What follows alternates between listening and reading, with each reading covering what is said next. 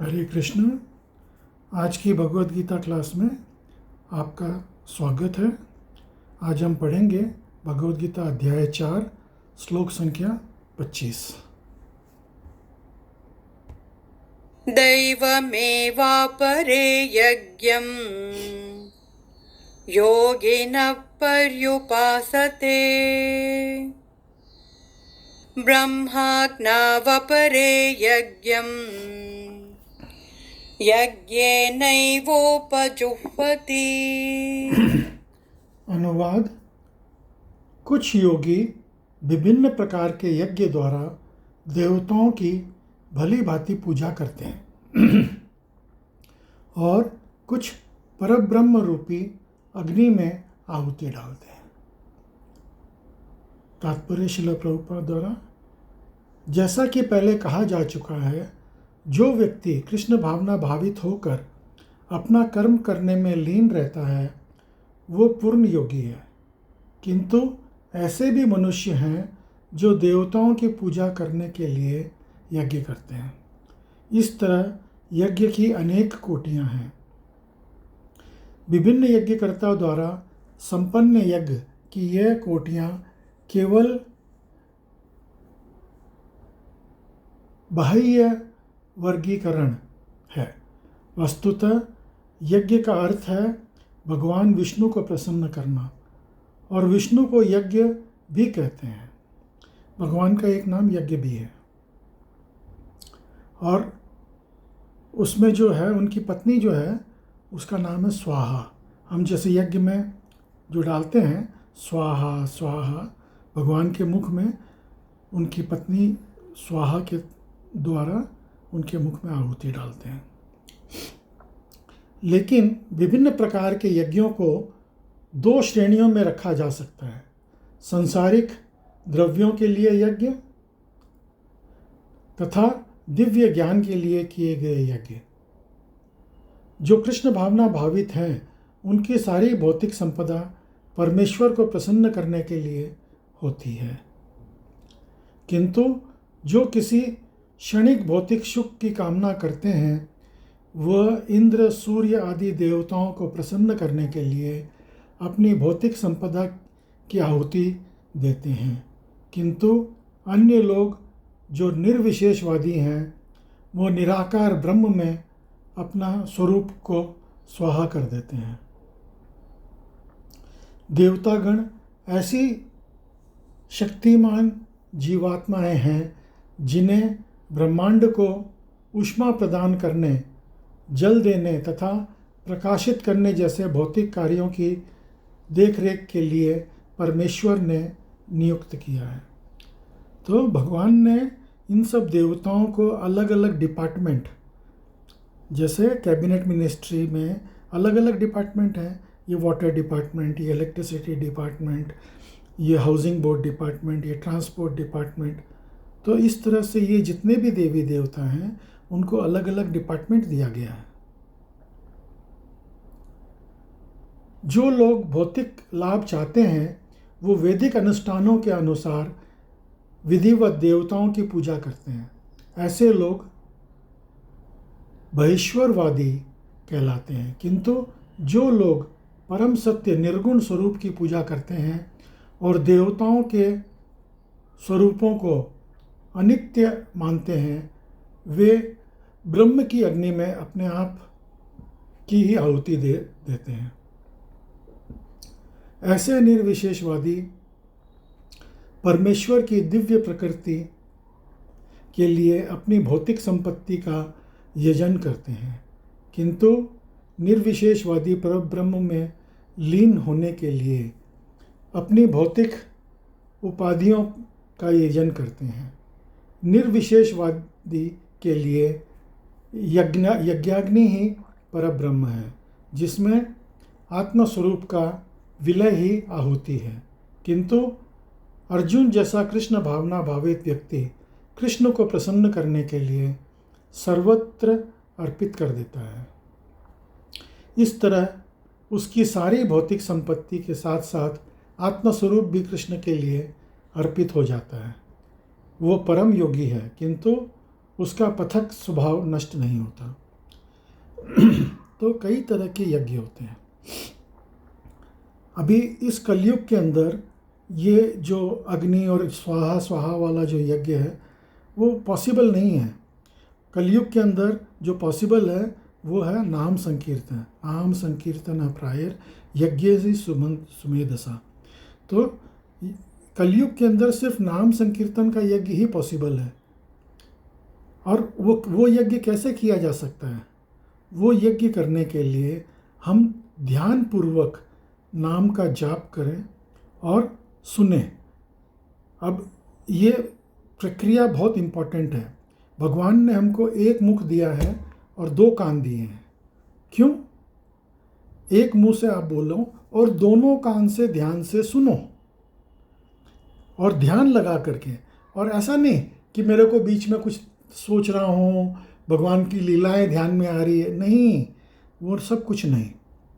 आप एक सबसे बढ़िया तरीका है, एक बड़े कागज़ के ऊपर महामंत्र लिखो, हरे कृष्णा कृष्णा कृष्णा हरे हरे, हरे राम राम राम हरे हरे, और अपने सामने रख दो और उसको देखते हुए मंत्र का जाप करो।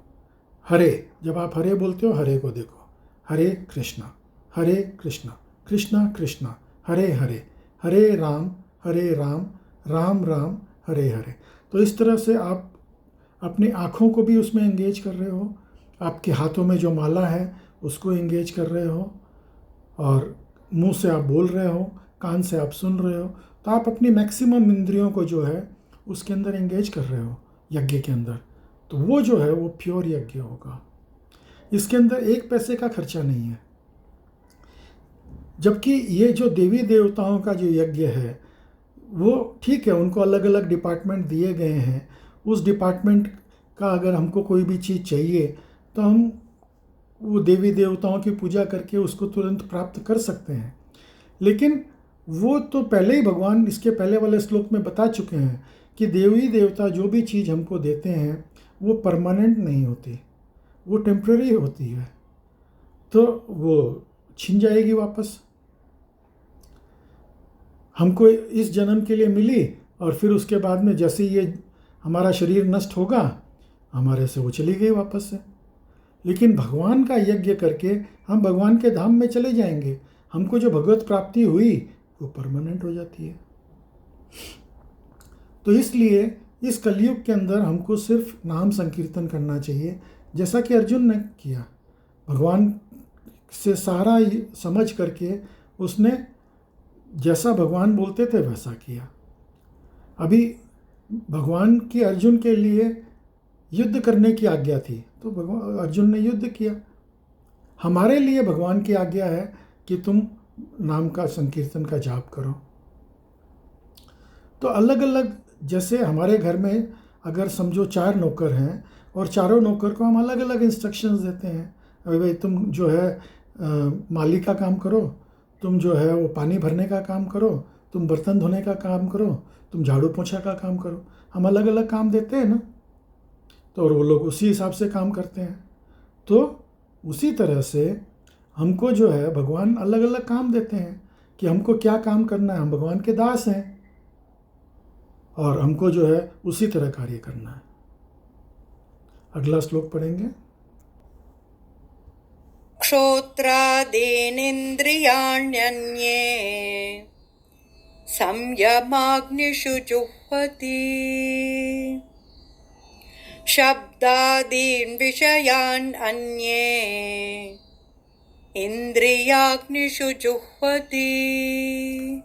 अनुवाद: इनमें से कुछ विशुद्ध ब्रह्मचारी श्रवणादि क्रियाओं तथा इंद्रियों का मन में नियंत्रण रूपी अग्नि में स्वाहा कर देते हैं, तो दूसरे लोग नियमित गृहस्थ इंद्रिय विषयों को, इंद्रियादि को अग्नि में स्वाहा कर देते हैं।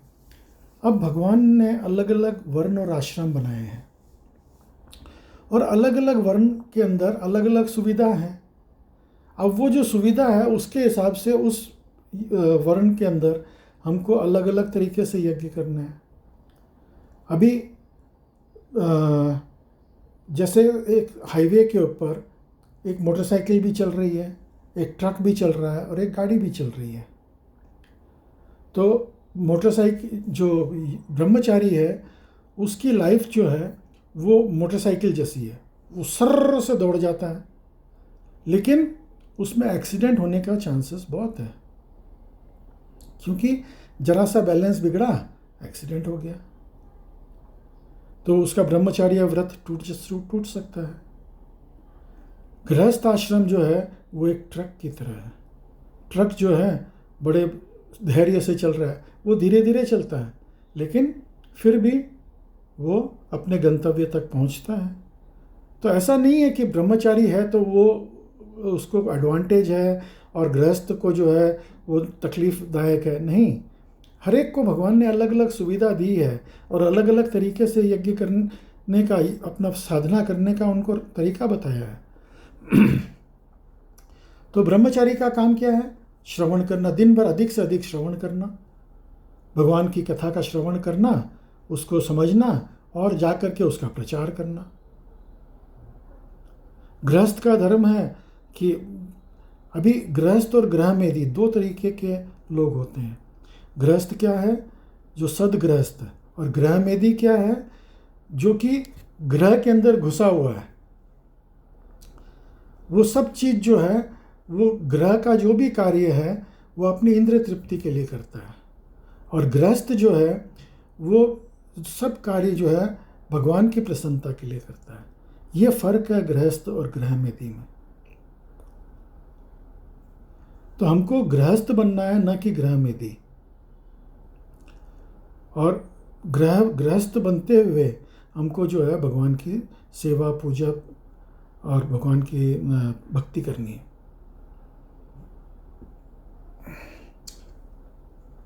तात्पर्य पढ़ेंगे। मानव जीवन के चारों आश्रम के सदस्य ब्रह्मचारी, गृहस्थ, वानप्रस्थ तथा संन्यास पूर्ण योगी बनने के निमित्त है। मानव जीवन पशुओं की भांति इंद्रिय तृप्ति के लिए नहीं बना है। अतएव मानव जीवन के चारों आश्रम इस प्रकार व्यवस्थित हैं कि मनुष्य आध्यात्मिक जीवन में पूर्णतया प्राप्त कर सके। ब्रह्मचारी या शिष्यगण प्रामाणिक गुरु की देखरेख में इंद्रिय तृप्ति से दूर रहकर मन को वश में रखते हैं। वे कृष्ण भावना मृत से संबंधित शब्दों को ही सुनते हैं। श्रवण ज्ञान का मूलाधार है। अतः शुद्ध ब्रह्मचारी सदैव हरिनाम कीर्तन अर्थात भगवान के यश का कीर्तन तथा श्रवण में ही लगा रहता है। वह सांसारिक शब्द ध्वनियों से दूर रहता है और उसकी श्रवणेंद्रियां हरे कृष्ण की आध्यात्मिक ध्वनि को सुनने में ही लगी रहती है। इस प्रकार से गृहस्थ भी, उन्हें इंद्रिय तृप्ति की सीमित छूट है, बड़े ही संयम से इन कार्यों को पूरा करते हैं। तो गृहस्थ लोगों को कुछ छूट दी गई है कि कुछ वो लोग कुछ कार्य वो लोग कर सकते हैं, जैसे बच्चे पैदा करना, शादी करना। तो ये सब कार्य गृहस्थ लोग कर सकते हैं, ब्रह्मचारी ये कार्य नहीं कर सकते। लेकिन ये सब कार्य करते हुए उनको जो है भगवान की भक्ति में लगे रहना है, नहीं तो वो गृहमेदी बन जाएंगे, न कि सदगृहस्थ। हमको सदगृहस्थ बने रहना है।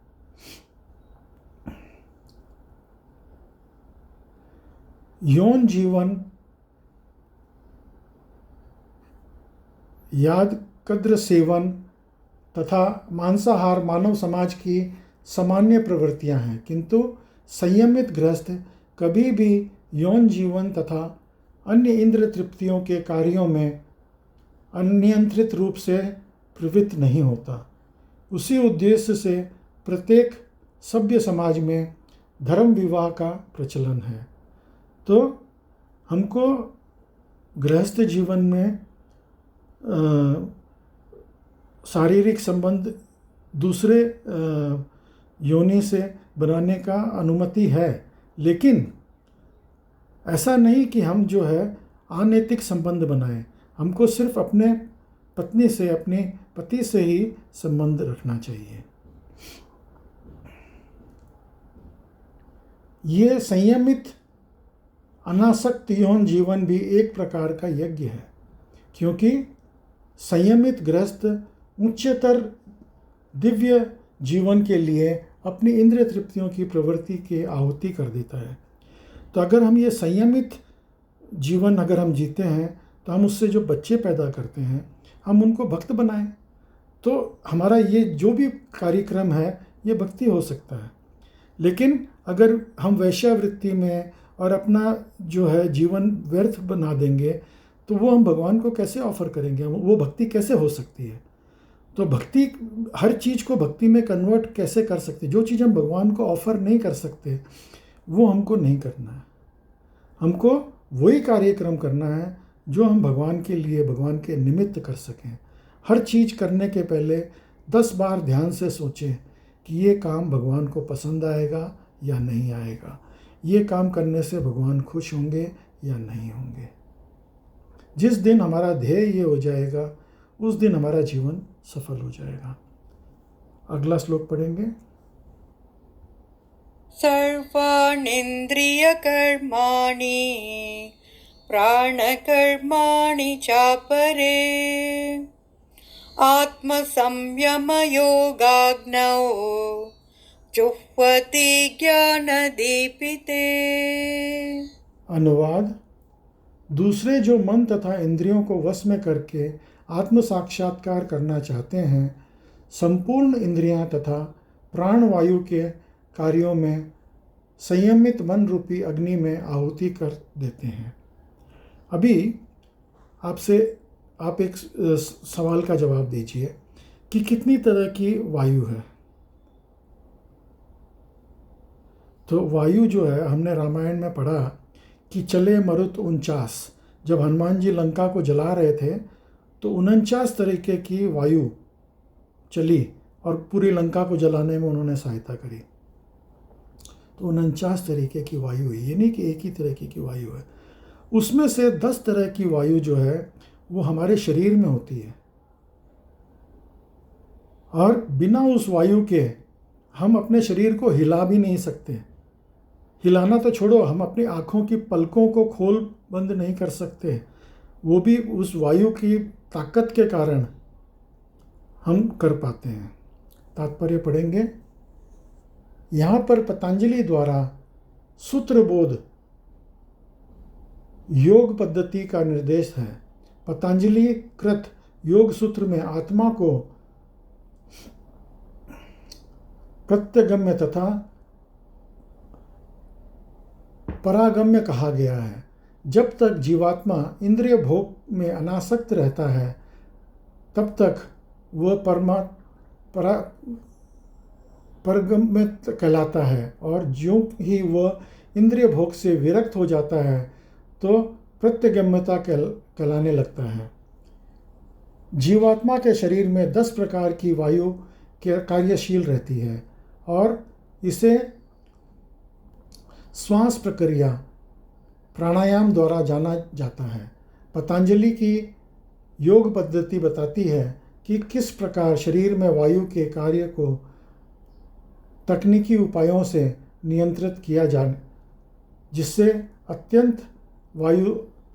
अनंत वायु के सभी आंतरिक कार्य आत्मा को भौतिक आसक्ति से शुद्ध करने में सहायक बन जाती है। ये योग पद्धति के अनुसार योगात्मा की चरम उद्देश्य है। ये प्रत्यगम्य पदार्थ की क्रियाओं से प्राप्त की जाती है। इंद्रिय विषयों से प्रतिक्रिया करती है। यथा काम करने के लिए, आँखें देखने के लिए, नाक सूंघने के लिए, जीभ स्वाद के लिए तथा हाथ स्पर्श के लिए, और ये सब इंद्रियां मिलकर आत्मा से बाहर के कार्यों में लगी रहती है। यही कार्य प्राणवायु के व्यापार क्रिया है। आपान वायु नीचे की ओर जाती है, व्यान वायु को संकोच तथा प्रसार होता है, ताप समान वायु से संतुलन बना रहता है और उदान वायु ऊपर की ओर जाती है। और जब मनुष्य प्रबुद्ध हो जाता है तो वह इन सभी वायु को आत्म साक्षात्कार की खोज में लगाता है। जब हम यज्ञ करते हैं तो हम आहुति में मंत्र बोलते हैं, प्राणाय स्वाहा, अपानाय स्वाहा, व्यानाय स्वाहा, समानाय स्वाहा। तो ये सारे वायु हैं। हम अपने शरीर की जो वायु है उसको हम कंट्रोल नियंत्रित करते हैं, तब जा कर के हम यज्ञ करते हैं। तो ये सारी जो वायु है जो ऊपर चलती है, नीचे चलती है, समान तरीके से चलती है, वो हमारे शरीर को कंट्रोल करने में हमारा हेल्प करती है। अगर ये वायु ना हो तो हम अपने शरीर को हिला भी नहीं पाएंगे। अगर ये वायु निकल जाए तो हम शरीर से प्राणवायु, हम बोलते हैं प्राणवायु, ये प्राणवायु अगर निकल जाए शरीर से तो हमारा शरीर जो है किसी काम का नहीं रहता है। अभी हम भोजन करते हैं तो उसके अंदर 50% अन्न होना चाहिए, 25% पानी होना चाहिए, सर्वानिन्द्रिय कर्माणि 25% पानी होना चाहिए और 25% वायु होना चाहिए। नहीं तो हम खाना को हजम भी नहीं कर पाएंगे, वो जाम हो जाएगा शरीर में। तो ये वायु बहुत ही इम्पोर्टेंट है शरीर के लिए। और हमको जो है इस वायु को कंट्रोल करने के लिए भगवान के, जब हम माला का जाप करते हैं तो अपने आप ही प्राणायाम होता है। जब आप मंत्र का जाप करते हैं तो अपना जो श्वास जो है वो अपने आप नियंत्रित होता है। हरे कृष्णा कृष्ण कृष्णा हरे हरे, श्वास अपने आप नियंत्रण में आ रहा है, आपका प्राणायाम ऑटोमेटिक हो रहा है। तो ये भगवान ने सिस्टम बनाया है कि जब आप मंत्र का जाप करते हैं तो उससे आपका प्राणायाम ऑटोमेटिक हो जाता है। तो आज की क्लास में आप सब सम्मिलित हुए, उसके लिए बहुत बहुत धन्यवाद। हरे कृष्णा।